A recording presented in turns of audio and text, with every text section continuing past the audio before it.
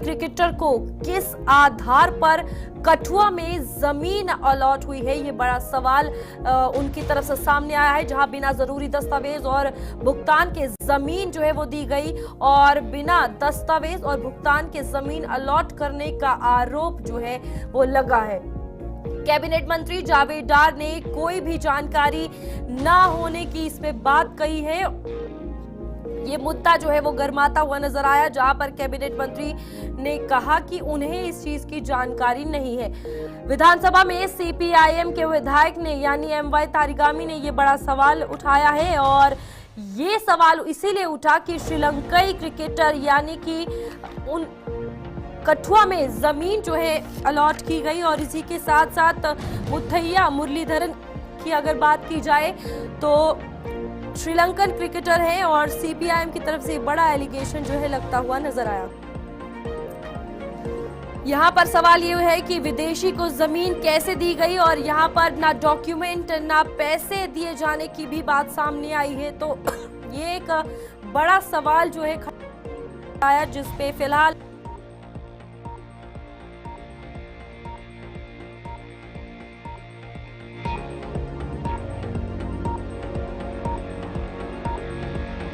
यहाँ पर विधानसभा में सीपीआईएम विधायक ने सरकार से ये सवाल पूछा है और सवाल के बाद कटघरे में कहीं ना कहीं अब जवाब देना एक बड़ी बात आ गई है। जहां जीएम मीर की बात की जाए वो समर्थन में सीपीआईएम के नजर आए और जावेद अहमद डार जो कि केंद्रीय मंत्री है, कैबिनेट के मंत्री है, उनकी तरफ से ये कहा गया कि उन्हें इस बात की कोई जानकारी नहीं है।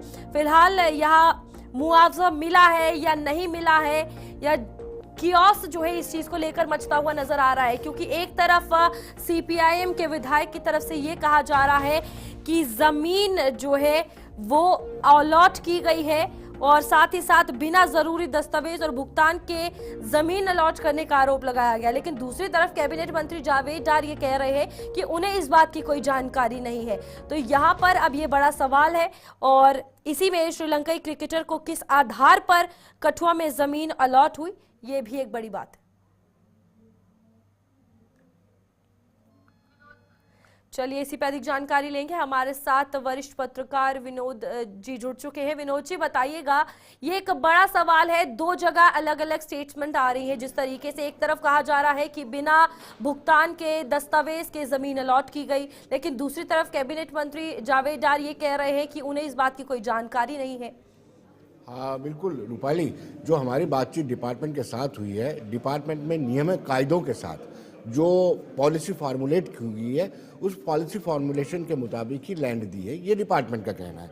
दूसरी जावेद डार की बात करें, जो कंसर्न है, जो मिनिस्टर है, उनका ये कहना है कि हमें इस बात की जानकारी है। उसके दो कारण ये भी हो सकते हैं, क्योंकि रूपाली ये जो नेशनल कॉन्फ्रेंस है, पीपल्स डेमोक्रेटिक पार्टी है, पीडीपी है या कश्मीर बेस्ड पॉलिटिकल पार्टीज है, ये हमेशा ये चाहती हैं लैंड और जॉब जो है जम्मू कश्मीर के लिए प्रोटेक्ट रहने चाहिए। इसलिए स्किन सेविंग के लिए हो सकता है ऐसा कहा हो, लेकिन जो हमारी जानकारी मिली है, मुरलीधरन साइक्लोन बीवरेज नाम की कंपनी है, जो मुथैया मुरलीधरन जो क्रिकेटर श्रीलंका के वर्ल्ड क्लास स्पिनर रहे हैं, उनके नाम की कंपनी है। उनको 206 कनाल डिस्ट्रिक्ट कठुआ में लैंड दी गई है और 1600 करोड़ रुपए का ये प्रोजेक्ट है।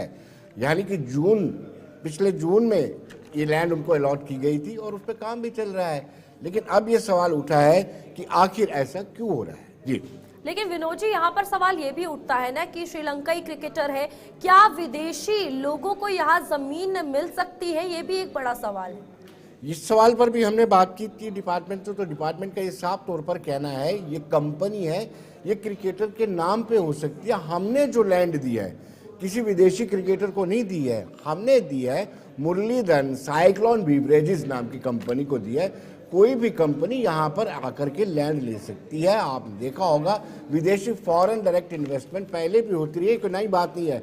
5 अगस्त 2019 के बाद जब 370 का खंड ए छोड़ करके सारा निरस्त होता है, 35 को रिपील किया जाता है, उसके बाद से नियम कायदे बदले हैं, तो उन बदले हुए नियम कायदों के मुताबिक ही इनको यहाँ पर लैंड अलॉट की गई है।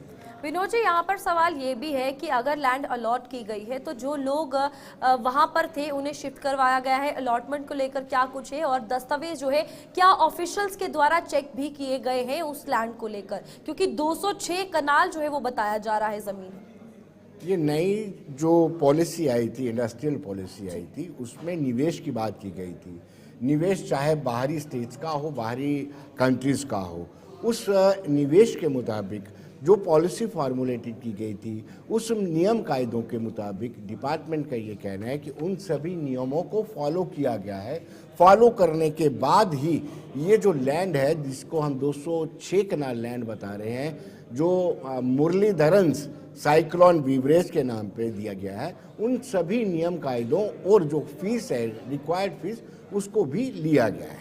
विनोद जी, यहाँ पर अब एक सवाल जिस तरीके से ये उठा कि पहले विदेशी लोगों को क्या जमीन मिल सकती है या नहीं मिल सकती है, इसके बाद डाटा को लेकर अगर बात की जाए, कितना डेटा कंफर्म्ड है, क्योंकि यहाँ पर जमीन को लेकर, इन्वेस्टमेंट को लेकर अगर बात की जाए तो अब कहीं ना कहीं ऑफिशियल्स को इसका जवाब देना होगा, क्योंकि ये यहाँ पर अगर बात की जाए तो कुछ दिन पहले कठुआ के एमएलए ने भी इस चीज का एक सवाल उठाया था सेम इशू को लेकर, और अब फिर सीपीआईएम के विधायक भी इस चीज को उठा रहे हैं। बिल्कुल, जैसे मैंने कहा कि वक्तन वक्तन इस बात को तस्दीक किया जा रहा है कि हमारी लैंड और जॉब प्रोटेक्ट होने चाहिए, और शायद यही एक कारण है कि नेशनल कॉन्फ्रेंस, पीपल्स डेमोक्रेटिक पार्टी, कांग्रेस हो, बाकी दीगर जमातें हो, भारतीय जनता पार्टी को छोड़कर सब चाहते हैं कि हमारी लैंड और जॉब प्रोटेक्ट होने चाहिए। इसलिए ये अहम सवाल बन जाता है कि जम्मू कश्मीर में अगर किसी एक cricketer, non Indian cricketer Muthiah Muralitharan को 206 कनाल दी जाती है तो सवाल उठेंगे, लेकिन डिपार्टमेंट तर्क संगत यानी आर्गुमेंट देके ये कहता है कि हमने जो भी ज़मीन दी है 206 कनाल, वो किसी कंपनी को दी है, हमने किसी विदेशी क्रिकेटर को नहीं दी है, हमने मुरलीधरन साइक्लोन बीवरेज को दिया है। उनका साफ तौर पर कहना है। विनोद जी, यहाँ पर यह भी सवाल रहेगा कि जिस तरीके से इस बेल्ट की अगर बात की जाए, कठुआ में यहाँ टेक्सटाइल इंडस्ट्री, फार्मास्यूटिकल इंडस्ट्री हो या फिर बेवरेजेस की, यहाँ पर अब कितना ज़्यादा ज़रूरी है जिन लोगों की ज़मीन है, अगर उन्हें वहाँ से हटाया जाता है, शिफ्ट करवाया जाता है, तो सबसे पहले उस चीज़ का रिकॉर्ड बने, दस्तावेज और भुगतान जो है वो सबसे पहले पूरा किया जाए, क्योंकि यहाँ पर यह भी सवाल उठा कि बिना भुगतान और बिना दस्तावेज के अलॉट किया गया। रूपाली, दरअसल यह है कि जब आप लैंड एक्विजिशन करते हैं, लैंड एक्वायर करती है गवर्नमेंट, तो उसका मुआवजा पहले फार्मर्स को दिया जाता है, अमूमन यही रहता है। फिर उसमें यह रहता है कि मुआवजे की रकम कहीं कम तो नहीं है, उसको लेकर के प्रोटेस्ट भी होते हैं, कहीं ना कहीं जो ज्ञापन भी सौंपे जाते हैं, मेमोरेंडम भी सौंपे जाते हैं। इस भागथली एरिया में ऐसी कोई शिकायत अभी तक नहीं मिली है। हालांकि अगर होती है तो मुझे लगता है कि कंसर्न डीसी को इसका रिड्रेसल करना चाहिए। ठीक है विनोद जी, बहुत बहुत धन्यवाद हमारे साथ जुड़ने के लिए और तमाम जानकारी देने के लिए। तो यहाँ पर अब ये एक बड़ा सवाल था जिसको लेकर लगातार सीपीआईएम के विधायक ने भी ये बात कही कि विदेशी लोगों को यहाँ पर अब बिना भुगतान के, बिना दस्तावेज के, यानी कि जो क्रिकेटर थे उन्हें जमीन अलॉट की गई है। तो ये एक बड़ा सवाल बना हुआ था। आगे बढ़ेंगे, जहां पर कठुआ के बिलावर इलाके से 3 मार्च को संदिग्ध परिस्थितियों में लापता हुए एक नाबालिग सहित 3 लोगों का अभी तक कोई अता पता नहीं चल पाया है। ये तीनों एक बारात में शामिल थे और मल्हार के नजदीक संदिग्ध परिस्थितियों में लापता हो गए थे। इस पूरे मामले पर बिलावर के विधायक सतीश शर्मा ने बताया कि पुलिस तीनों को ढूंढ निकालने में जुटी हुई है और उन्होंने भी सरकार से इस मामले को गंभीरता से लेते हुए इस मुहिम में अभियान जरूरी आधुनिक संसाधनों को इस्तेमाल में लाने की गुजारिश की है।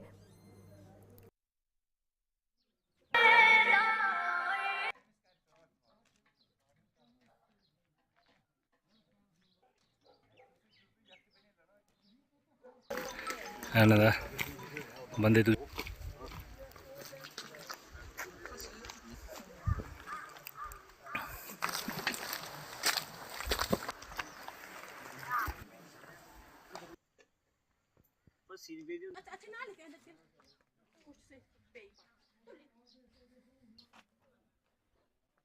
विधायक बिलावर इस समय हमारे साथ मौजूद हैं। सर, 5 मार्च को कठुआ के बिलावर इलाके से 3% जो है वो मिसिंग है। आपने असेंबली में भी ये मुद्दा जो है वो उठाया है, क्या कहेंगे? देखिए, विषय तो उठाया था कल सदन के अंदर भी, और जो भी संभव होगा, सरकार भी लगी है, प्रशासन भी लगा है। मेरा एक बार फिर इनसे यही निवेदन है कि भैया जो भी आपसे संभव हो पाता है, जो भी आपका एक टेक्निकल जो भी आप कर रहे हैं, वैसे इन्होंने आज भी मुझे अभी तक इन्फॉर्मेशन आ गई है, काफ़ी ऑफिसर मेरे सदन में जब मुद्दा मैंने उठाया उसके बाद काफ़ी सारे अधिकारी वहाँ पे गए भी हैं, उच्च अधिकारी गए हैं पुलिस के।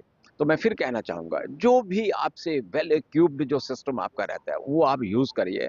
हमारे 3 नौजवान हैं, दोष कोई नहीं था, एक बारात के अंदर वो गए थे और वहाँ से अब किन हालात में वो होंगे, कैसे वो होंगे, ये एक बड़ा मतलब विचारणीय विषय है। मैं फिर निवेदन करना चाहूँगा, चाहे वहाँ पे हमारी सेना है, वहाँ पे हमारे सिक्योरिटी फोर्सेस के एसओजी के लोग हैं, वो लगे हुए हैं। आज फिर वो ड्रोन्स वगैरह जो है, ये भी मैं मान के चल सकता हूँ कि हालात वहाँ के, क्योंकि जो वहाँ का फॉरेस्ट है बड़ा डेंस फॉरेस्ट है, लेकिन उसके बावजूद भी मैं इनसे कहना चाहूँगा कि ये हमारा हिंदू बहुल क्षेत्र है।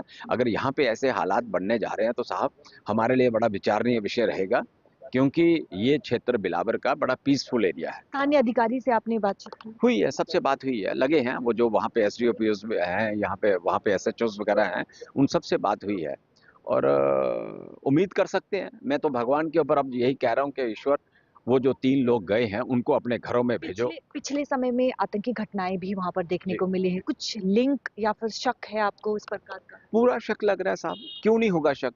अभी 20 दिन पहले 2 लोगों की कहो के पास मेरे बिलावर विधानसभा में हत्या होती है। अगर वो किसी ने हत्या नहीं की, कुछ नहीं हुआ, तो आतंकवाद का भी वहां पे कुछ ऐसा मिला जुला कुछ इंडिकेशन लग रहा है। तो यहाँ पे तो सामने सामने दिख रहा है।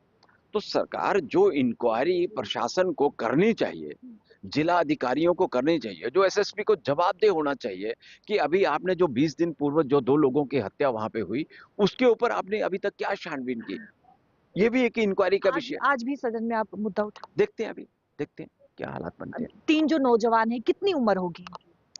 एक मेरे ख्याल में कोई 34 साल के हैं, एक कोई 40 साल के हैं और एक 14 साल के हैं, अभी तक जो इन्फॉर्मेशन आई है। लेकिन मैं अभी वहां पे जा रहा हूं, आपको एग्जैक्ट पोजीशन वहां की 1-2 दिन के बाद फिर बताऊंगा।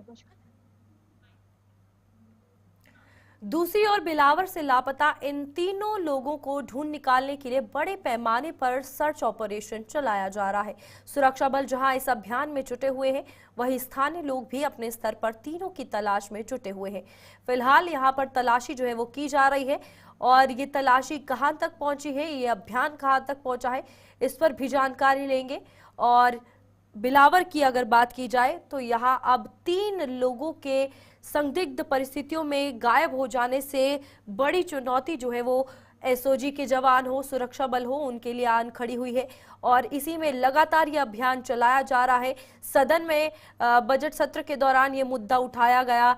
यहाँ पर अगर विधानसभा की बात की जाए तो वहां पर अब जब मुद्दा उठा तो उसके बाद अधिकारी जो है बिलावर पहुंचे, लेकिन सवाल यह है कि जिस तरीके से बिलावर के विधायक सतीश शर्मा ने कहा कि कुछ दिन पहले, लगभग 20 दिन पहले 2 लोगों की हत्या भी हुई और अब 20 दिन बाद 3 लोग गायब हैं। अब ये चिंता का विषय जो है बनता हुआ नजर आ रहा है। कहीं ना कहीं इसके तार जो है वो आतंकवाद के साथ जोड़े जा रहे हैं कि कहीं उन्हें अगवा तो नहीं कर लिया गया, लेकिन ये सवाल बना हुआ है। जांच चल रही है, अभियान चल रहा है, क्योंकि सबसे बड़ी बात है घने जंगलात वाला इलाका है, फॉरेस्ट है। ड्रोन के जरिए सुरक्षा बल, एसओजी के जवान सभी वहां पर पुलिस के साथ डटे हुए हैं और उन तीनों को ढूंढने की कोशिश कर रहे हैं। तो संज्ञान लेना बहुत ज्यादा जरूरी हो गया है और इस पर अब नजर जो है वो सुरक्षा बल भी बनाए हुए हैं, पुलिसकर्मी भी बनाए हुए हैं, एसओजी के जवान भी बनाए हुए हैं। जहां बारात से लौटते वक्त संदिग्ध परिस्थितियों में गायब हो जाना ये बहुत बड़े सवाल खड़े करता है और जिस तरीके से उम्र बताई जा रही है 40, 34 और 14, जो कि फिलहाल अभी इस चीज की पुष्टि नहीं है, लेकिन यही उम्र सामने आई है। तो आखिरकार इन संदिग्ध परिस्थितियों में गायब हो जाना, दूसरी बात यहाँ पर लगातार दूसरा मामला 20 दिन के अंदर सामने आना, पहले 2 लोगों की हत्या हो जाना, अब 3 लोग अगवा हो जाना, संदिग्ध परिस्थितियों में गायब हो जाना, कहीं ना कहीं बहुत ही चुनौतीपूर्ण अब ये सवाल होता हुआ नजर आ रहा है, अभियान होता हुआ नजर आ रहा है। हमारे साथ हमारे संवाददाता रंजीव मेहता जुड़ चुके हैं, रंजीव से जानकारी लेंगे। रंजीव, बताइएगा कितना ज्यादा चुनौतीपूर्ण अब ये सुरक्षा बलों के लिए भी हो रहा है, क्योंकि यहाँ पर बिलावर के विधायक की अगर बात की जाए सतीश शर्मा जी की, उन्होंने भी क्लियरली कहा कि 20 दिन पहले भी एक केस आया जिसमें 2 लोगों की हत्या हुई, अभी 3 लोग गायब हुए। कितना बड़ा चैलेंज अब बन रहा है लोगों की सिक्योरिटी के हवाले से? देखिए रूपाली, यहाँ पर मैं बताऊं कि 3 दिन पहले से गायब हुए बारात से, क्योंकि जो मलाड गांव है वहां से मल्हार के सुरंग गांव के लिए जो बारात निकली थी, जी। उसके बारात में करीब 35 लोग शामिल थे। और उन तीनों 35 में से 3 जो है वहां पर जो डेस्टिनेशन थी सुरंग गांव में वहां पर नहीं पहुंचे। तो उसके बाद तलाशी अभियान जो है वो किया गया, पुलिस को सूचना दी गई। 3 लोग मिसिंग है, इनमें एक माइनर है और 2 और उनके रिश्तेदार हैं। उनका एक जी। मामा भी गायब है, एक मामा भांजा गायब है और एक दूल्हे का भाई। तो जो ये तीनों लोग जो गायब हुए हैं, उसके बाद से इस इलाके के में लगातार सुरक्षा बल जो है वो सर्च ऑपरेशन चला रहे हैं और इनको ढूंढने का भरसक प्रयास किया जा रहा है। इसके लिए जिसके लिए ड्रोन और खोजी कुत्ते भी इस अभियान में लगाए गए जी। हैं सुरक्षा बलों की तरफ से, चाहे सेना हो, सीआरपीएफ हो, एसओजी की टीमें और स्थानीय पुलिस जो जम्मू कश्मीर की पुलिस है वो भी लगी हुई है। तो इसके अभी तक सुराग जो है 3 दिन होने के बाद अभी तक कोई सुराग नहीं हुआ, मिला हुआ है। और इसके बाद जिस तरह से असेंबली में जो मुद्दा उठा है, जरूर कहीं ना कहीं दबाव सरकार पर होगा उनको खैर खबर के लिए। और सुरक्षा बलों के लिए जो जो चुनौती है इस इलाके में, वो ऐसी चुनौती है क्योंकि ये इलाका जो है ये काफी डेंस फॉरेस्ट वाला इलाका है। पिछले साल जी। जुलाई के में बिल्कुल। जब बदनौता में एक सैन्य गाड़ी पर जो हमला हुआ था जिसमें 5 जवान शहीद हुए थे, और उसके बाद कोक में जो एक आतंकी को मार गिराया गया था मुठभेड़ के बाद, उसके बाद अभी 20 दिन पहले ही वहाँ लेकिन रंजीव, अब तो सवाल ये भी खड़ा हो रहा है ना, क्योंकि अगर बिलावर की बात की जाए तो यहाँ पर पहले ही टेरर एक्टिविटीज बहुत ज्यादा देखी गई थी, सस्पिशियस लोग भी बहुत सारे देखे गए, जिसके बाद ये लगातार सुर्खियों में बना रहा आतंकवाद के हवाले से। अब ये केसेस सामने आना, इनकी कड़ी आतंकवाद से जोड़ी जा रही है या और भी कोई रीजन हो सकते हैं? देखिए बिल्कुल कड़ी जो है जितने भी केसेस हुए हैं वो उनकी सबकी कड़ी जो है आतंकवाद से ही जुड़ती नजर आ रही है। और इस मामले में भी स्थानीय लोगों का आरोप जी। है कि वो आतंकवादी घटना हो सकती है, क्योंकि समुदाय जो जो गुम हुए हैं उनकी बात करूं, उनकी शिनाख्त की बात करूं, तो सीधा सीधा एक अगर कोई बारात जा रहा है तो उसका किसी के साथ कोई दुश्मनी तो है जी। नहीं। तो उनको बीच बारात के ग्रुप में से उनका बिछड़ जाना एक अपने आप में एक रहस्यमय बिल्कुल। स्थिति बनी हुई है। और इसके चलते वहां पर क्योंकि आतंकी पिछले 1 साल से उस इलाके में सक्रिय हैं, और ऐसा पहाड़ी इलाका है, दुर्गम इलाका है, बिलावर के ऊपर का इलाका कठुआ जिले का, जहां पर 3 जिलों की सीमाएं लगती हैं, चाहे डोडा जी। हो, उधमपुर का जिला हो और कठुआ। तो आतंकियों ने यहाँ पर जो उनकी समय समय पर उनकी मौजूदगी भी लोगों के सामने आती रही है। 3-4 दिन पहले तो कोक जहाँ पर 2 लोगों के शव मिले थे जो जंगल में गए थे, और 15 किलोमीटर दूरी पर उनके शव जो मिले थे, क्योंकि उनको गला घोंटकर उनकी मृत्यु की गई थी। लेकिन हालांकि अभी उनकी पोस्टमार्टम की रिपोर्ट आना बाकी है। लेकिन ये सारी चीजें जो है वो लोग जो है वो स्थानीय लोग जो है वो रंजीव, इनको यहाँ पर आतंकवाद से असेंबली जोड़कर में मान जब रहे ये हैं। मुद्दा उठा है, कौन कौन से अधिकारी वहां पर पहुंचे हैं, परिवार वालों को क्या आश्वासन दिया गया है, और अधिकारियों के पहुंचने के बाद कार्रवाई में क्या कुछ बदलाव देखने को मिला? देखिए कार्रवाई तो हो रही है वहां पर। अधिकारी पुलिस के बड़े अधिकारी हों, चाहे सेना के जो उस इलाके में है उसके अधिकारी हों, और सीआरपीएफ के अधिकारी हों, तो और वहां पर जरूर पहुंचे हैं। स्थानीय प्रशासनिक अधिकारी भी वहां पर डटे हुए हैं पिछले 3 दिन से, लेकिन अभी तक उनका सुराग नहीं मिलना एक बड़ी रहस्यमय और चुनौतीपूर्ण बात है सभी सुरक्षा बलों के लिए। और इनको आतंकवादी घटनाओं से जोड़कर लोग देख रहे हैं, लेकिन हालांकि कोई आधिकारिक बयान इसको लेकर अभी तक नहीं आया है, जिसको लेकर लोगों में बेचैनी बढ़ी हुई है। डर का माहौल उस इलाके में पिछले 1 साल से बात करूं तो वो बना हुआ है। लोग रात को आना जाना वहां पर परहेज करते हैं, लेकिन बारात ही ग्रुप था एक 35 लोगों का बारात थी, तो वो लोग इसी रास्ते इसीलिए वहां पे गए थे। लेकिन घने जंगलों के बीच से पैदल रास्ता था, और जिसके कारण लोग कई बार जो स्थानीय लोग थे, रिश्तेदार थे दूल्हे के, उन्होंने बताया कि हम लोग सारे इकट्ठे चल रहे थे, कोई आगे चल रहा था, कोई पीछे चल रहा था, लेकिन बीच बीच में इतना घना जंगल आता था, वह भी भटक जाते थे। और रात का समय था और टार्चें लेकर निकल पड़े, लेकिन जैसे ही अपने डेस्टिनेशन पर पहुंचे और वहां पर जाकर देखा तो 3 लोग गायब मिले। तो इसके बाद रंजीत, पुलिस को यहाँ सूचना पर दी। अब सिक्योरिटी सिनेरियो के हवाले से बात की जाए, पहले टेरर अटैक्स का खतरा जम्मू कश्मीर में होता था, यहाँ पर बॉम्ब्स हो, ग्रेनेड्स हो, उनका खतरा यहाँ पर होता था, लेकिन जिस तरीके से लोग गायब हो रहे हैं या मृत अवस्था में मिल रहे हैं, सीधा संज्ञान या कड़ी जो है आतंकवाद से जोड़ी जा रही है, ये कितनी बड़ी टेंशन है अब जम्मू कश्मीर को लेकर? क्योंकि बिलावर अगर पहला टारगेट एरिया होता है तो ऐसा तो है नहीं कि सिर्फ एक पर्टिकुलर एरिया निशाने पर रहेगा। जिस तरीके से इन्फिल्ट्रेशन को भी लेकर बातें होती रही है, जम्मू कश्मीर पूरा टारगेट बन सकता है।